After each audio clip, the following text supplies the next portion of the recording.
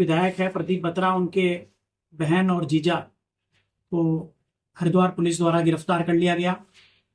उन पे क्योंकि उनकी कुछ आपसी संपत्ति का मामला था, तो उन पे बहुत सारे मुकदमे करा करके विधायक ने उन्हें गिरफ्तार करा दिया। मैंने एक पोस्ट इस निमित्त अपनी फेसबुक के पोल से डाली। उस फेसबुक पोस्ट से तिलमिला के विधायक ने अपना एक कर्मचारी प्रशांत राणा मेरे कार्यालय में लगभग 5:30 बजे के करीब भेजा।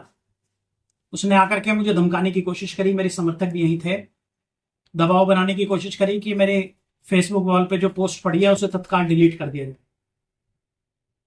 मैंने साफ मना कर दिया तो उन्होंने स्पीकर पे फोन लेकर के फोन मिलाया प्रदीप बत्रा को और मिला करके मेरे सामने रख दिया। मैंने स्पष्ट मना कर दिया कि मैं बात नहीं करूंगा प्रदीप बत्रा से।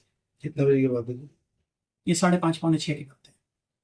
और जब बिल्कुल स्पष्ट रूप से मैंने उन्हें मना कर दिया, फिर भी क्योंकि स्पीकर पे फोन था तो प्रदीप बत्रा ने वहां से मुझे डराने की, आतंकित करने की पूरी कोशिश करी। कहा कि तुम्हारे पे भी फर्जी मुकदमे लगा करके जेल भेज दूंगा, तुम्हें जान माल का नुकसान पहुंचाऊंगा, और बहुत सारी ऐसी बात करी जो मैं मीडिया पे भी नहीं बता सकता, डराने की, धमकाने की। 1.5 वर्ष पूर्व भी विधायक द्वारा एक श्रद्धांजलि सभा में हर मिलाप धर्मशाला में मुझे डराने की कोशिश की गई थी। उस समय मैंने पत्रकार वार्ता करी थी, कोतवाली गया था, तहरीर भी दी थी, लेकिन पुलिस द्वारा उसमें भी कोई कार्रवाई नहीं की गई। विधायक रुड़की का मंत्री बनने के बाद इतना बेकाबू हो गया है कि जहां हम कहते थे भ्रष्टाचारी है, लोगों की संपत्ति कब्जाता है, ये तो साथ साथ क्रिमिनल मामले में भी सबसे आगे निकल गया। मुझे अपनी जान माल की सुरक्षा का अब विशेष रूप से ख्याल रखना पड़ेगा। बड़े बड़े क्रिमिनल और पूरा प्रशासन उसके हाथों की कठपुतली बनकर के खेल रहा है। ये विधायक निश्चित रूप से शहर के लिए खतरा बन चुका है। देखिए, अपनी बहन को जिसने नहीं छोड़ा, सम्मानित पंजाबी समाज को जिसने, चाहे लगुना वाले होटल वाले हों, चाहे और बहुत सारे ऐसे प्रकरण वाले हों, कोई ऐसा डिस्प्यूटेड प्रॉपर्टी नहीं है जिसमें वो प्रत्यक्ष है प्रत्यक्ष रूप से शामिल ना हो। जो अपने परिवार को और अपने पंजाबी समाज तक को नहीं छोड़ रहा है, इतना सम्मानित समाज हमारा पंजाबी समाज रुड़की में है। निश्चित रूप से ऐसा व्यक्ति रुड़की में विधायक बने रहने का अधिकार नहीं है। मैं चुनाव लड़ूं ना लड़ूं, मेरे लिए चुनाव कोई महत्वपूर्ण नहीं है, लेकिन इतने गंदे विचारों वाला और इतना भ्रष्ट के साथ साथ मैं तो क्रिमिनल भी कहूंगा, ऐसे विचारों वाला व्यक्ति रुड़की की गद्दी पे जब तक बैठा है, प्रदेश सरकार से, माननीय मुख्यमंत्री जी से भी आग्रह करूंगा कि इस व्यक्ति को तुरंत बर्खास्त करो। शासन प्रशासन इसकी कठपुतली की तरह मत खेले।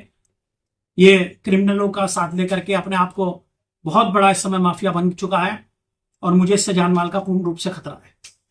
तो पुलिस को तहरीर वगैरह दिया आपने क्या? मैं निश्चित रूप से कल को मिल करके जरूर दूंगा उच्च अधिकारियों को, लेकिन मुझे अपनी जान की सुरक्षा चाहिए और इस क्रिमिनल व्यक्ति से कहीं ना कहीं मुझे पूरा अपनी जान का खतरा है।